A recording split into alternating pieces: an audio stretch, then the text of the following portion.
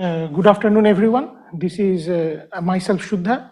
On behalf of EIC India Group, I would like to discuss today about potential detector and hardware participation of Indian groups in EPIC at EIC. So I will start with a very brief description of EIC India collaboration and interests. Then I will discuss about our interest in REACH, radiator studies and SIPM, calorimeter experience and what we are interested, what we are doing now, ACL GAD, and then software interest. I will conclude my talk by talking about some existing facilities. So India has 20 existing institutes interested in EIC, and 2 more are supposed to join soon. And our interest is in PID, calorimeter, time of flight, and simulation studies. So this is a picture of the EIC EPIC barrel detector, where in red I mark the things we are interested in. And in summary, we are interested in calorimetry, forward electromagnetic calorimeter, particle ID. So we are interested in forward time of flight with ACL GAD, dual radiator reach or D-reach with radiator characterization and photosensor studies. And for software, we are interested in DAQ and slow control software and for simulation studies. So the dual reach to start with is a dual radiator reach where incoming charged particles passing through the radiators creates Cherenkov radiation in an angle to the track, and that radiation focused by the spherical mirrors get a ring on the photosensitive surface here, where the ring, due to the aerogel, which is the solid radiator with refractive index 1.02, creates a higher radius ring, large ring for low momentum particles, and those which are having high momentum goes through the gas, does the Cherenkov radiation and creates a smaller ring. The detector is designed for a wide acceptance of eta from 1.5 to 3.5, and it can separate particles, mainly hadrons, pion and kaons, in the momentum range up to 50 GeV/c. And it has 2 radiators, aerogel and gas. We are interested in aerogel characterization, mainly study of refractive index uniformity over the aerogel tiles, and transmittance and reflectance studies. In future, we are interested in doing more complex studies like Rayleigh scattering in ultraviolet domain or chromaticity studies. And also in long term, we are interested in doing aging effects due to environmental parameters. The photosensor surface, which is very large, is supposed to be covered with silicon photomultipliers, and we are also interested to be part of silicon photomultipliers characterization. So namely to do the photo detection efficiency studies and dark count suppression R&D, and in future we will be like to part of timing studies, and surely we will like to do the simulation studies for the detector. The typical aerogel characterization setup has 3 main parts. So one is thickness uniformity measurement of the aerogel tiles over the surface area, which is normally done by a coordinate measuring machine. Then there is this refractive index measurement by prism method, and then one does this transmission length, absorption length, scattering length studies, mainly measuring the transparency or transmittance by using a spectrophotometer or a setup similar to what is shown in the left side of the slide. So the setup has 2 parts. One is the dashed green line, which is the part for creating the monochromated narrow parallel beam of light, and another is the orange dashed box where the measurement setup is placed. So in the green part, there is normally a tungsten halide lamp which creates a white light which incident in a grating with 1200 lines per millimeter precision, and the angle of the grating with respect to the incident beam of light derives a narrow monochromated beam of the wavelength by method of diffraction. This beam can be focused and condensed by this condenser optic box, and then it can be made a parallel monochromatic beam which can be used for the measurement. In the measurement setup, this monochromated beam of parallel lights can be splitted with a beam splitter in half at 90 degrees, and one half comes to the measurement reference photodiode or PMT, where the output photocurrent is proportional to the incident number of photons. So if this reference diode is NIST calibrated, one can calculate the incident number of photons, whereas the other half in right angle goes to the measurement PMT, where the output photocurrent with respect to the reference photocurrent give an amount of photons detected in this measurement PMT. With and without the aerogel block, one can take the ratio of the two currents normalized to the reference currents and can measure the transparency. Once one measures the transparency, there are formulas to measure the other parameters. There is a problem of dispersion. By integrating an integrating sphere to the setup, one can get rid of that problem. This setup, what I am showing, has synergies with the ongoing ALICE-3 PF-rich aerogel characterization activities we are part of, and this setup is ongoing. We expect it to be ready in the timeline of 1 to 1.5 years. For the silicon PM characterization and development in India, there are two semiconductor fabricators in India, one in north in Chandigarh named Semiconductor Lab or SCL, and one in south here in Bengaluru, Bharat Electronics Limited. They both produced silicon PMs in India for different application than, of course, EIC. Their silicon PMs, this is the characterization listed. There are many characterizations.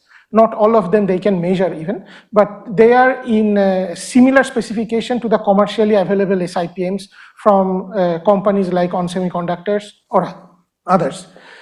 For those to be tested, we already have a test setup, basic test setup of silicon PMs at NISER.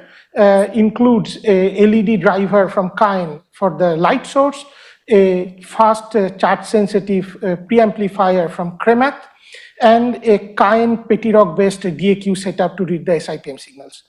Currently, we are under procurement. There is a CTROC based DAQ setup from CAIN, which will arrive soon. We tested the SiPMs from both Bell and SCL samples. The Bell samples particularly had the pixel size of 35 times 35 micrometer square with an effective area of 3 times 3 millimeter square with number of active cells of 4.8 thousand cells with a fill factor of 55%, and the prescribed breakdown voltage was 23 volts, whereas when we do the IV characteristics at NISER with our source meter, we find out in this plot, you can see the current along y-axis and voltage along x-axis, the breakdown voltage to be 22.8 volt with good agreement with the prescribed value. For the SCL sample, which is 1/4 of the active area of the Bell sample of 1.5 times 1.5 meter square, and almost 1/4 of the pixel size, with the same pixel size of 35 times 35 micrometers square, with a little bit higher fill factor of 61%, and there the breakdown voltage has been found to be exactly as the prescribed. Recently, we received the SiPM specification needed for dual reach, and there is a long list of specifications where we compare few of the main specifications like active area, number of pixels, etc.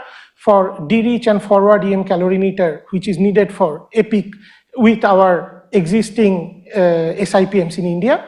One can see they are in good agreements for some, but there are properties like photodetection efficiencies which we yet cannot measure in India. And thus we propose a future setup for measuring the photodetection efficiency of silicon photomultipliers in India, as shown in the right side of the slide. So the setup consists of a pulsed picosecond laser of a single wavelength, which also can be act as a trigger for the SI silicon PM readout electronics. The laser will be, the wavelength will be even narrowly selected by a wavelength filter, and it will make even more parallel beam of light with the focusing optics, and then it will be splitted in half like before with a beam splitter, where one half goes to the NIST calibrated reference photodiode, and the photocurrent as before gives the number of incident photon in the input of the reference photodiode. Here, as the output of the SiPM, we get the number of heat in the SiPM pixels by considering this number of heat over the number of photon hits in the NIST calibrated photodiode, normalized with the angular active area, the active area of both the detectors, we get the photodetection efficiency. This setup is also under preparation and in synergy with our ALICE-3 reach activities. And with this, I will come to the experience or current activities we are having about calorimeters in India. So India is currently part of ALICE Forward Calorimeter project to develop the silicon pad arrays for the same. Currently, the N-type 8x9 silicon pad arrays has been fabricated by BEL India here in Bangalore, in the center, and in the top one can see the jig with the holes for the vacuum to keep the diced silicon pad array detector in place, to glue the readout PCB, which is designed in Grenoble, France, and fabricated by Micropack India Limited in Bangalore in India. And then the wire bonds from the pad to the detector readout PCB is done in BEL by automated wire bonding machines. And then the assembled detector has been mounted to the FPGA-based zinc evaluation board as reading it out. And then it has been, the setup has been prepared and read out with a strontium-90 alpha source, where the silicon plastic scintillator paddle has been used as trigger. So the alphas from strontium-90 crossing through the silicon detector goes to this plastic scintillator paddle, which creates an electron signal, which is used as trigger. And with the trigger, one can clearly see the strontium-90 peak over the pedestal. The detector has also been tested with blue LED light shined on the detector, and one can clearly see the light pulse over the pedestal. With the detector successfully tested, we prepared the setup to be tested at test beam at CERN. So these are the tungsten plates which can make the array for energy deposition at the test beam. And this is the setup to hold the tungsten plate and the detectors with the front-end readout. This setup has been fabricated by our central workshop in NISER and central tool room Bhubaneswar. And it has been assembled in our silicon detector lab at NISER. This is the tungsten plate array, and the detector will come here. The final setup has been tested in CERN PS T9 beamline during last October for 6 days with 5, 10, and 15 GeV of pi- beams, also with electron beams. One can clearly see the heat map of the detector, where one clearly see the beam profile in the center of the 8x9 silicon pad array. And in the bottom right, one can see the minimum ionizing particle Landau distributions for 5 GeV, 10 GeV, and 15 GeV pi- beam. On the left, one can see the average number of pads heat for 3 GeV electron beams per radiation length, which is in good agreement with the gamma distribution fit. We are also interested in ACL-GAT test setup preparation, and we have earlier experience in Sampa readout chip for ALICE TPC and HGC ROG version 2 ASICs for ALICE focal. So we think we can assemble and QA the assembled module of ACL-GATs. So we are in plan of procuring zinc evaluation board, picosecond pulse laser, high precision fast oscilloscope of 4 GHz or higher as required. We are also interested for software development, DAC and slow control. There is already a group from Central University of Karnataka working on this for last years, and they already did some T0 calibration studies and data volume studies for the beams during the Athena time, and the results were already used in Athena white paper. They are also currently doing the streaming DAQ studies. I will quickly show some available facilities in our Indian laboratories. So this is a facility available in the Benaras Hindu University, where the setup is aimed for characterizing and fabrication of photocathodes with a VUV monochromator and CSI deposition system, cesium array deposition system, and they can also characterize GEMS and also silicon detector studies. There is a silicon lab dedicated for silicon detector QA and characterization studies at University of Jammu with a semi-automated probe station, low voltage power supplies, oscilloscopes, source meters, and standard electronics needed for this type of studies. In NISER, we have dedicated 100-meter square labs for each silicon, RPC detector, and MPGD detectors, and we have two ISO 6 class 1000 25-meter square clean room, both for MPGDs and silicon detectors, assembly and tests. While we are preparing this interest for our DPR, we received suggestion in last weeks from EPIC management, and the suggestion was that we should be part of forward EM calorimeter, AC-LGAD assembly and test facilities for forward time of flight, D-REACH studies, and we should be part of software development for streaming DAQ studies. We are discussing this, and there will be a dedicated discussion for that later today. To summarize, first of all, thanks to the funding agencies, DA, DST, the EIC community, the EPIC, and EIC India for their support for having this interest. EIC India group interests are being defined. It's not yet final, but there is already taking shape. The DPR, the detailed project report, the funding proposal is in progress. We hope to finalize it soon.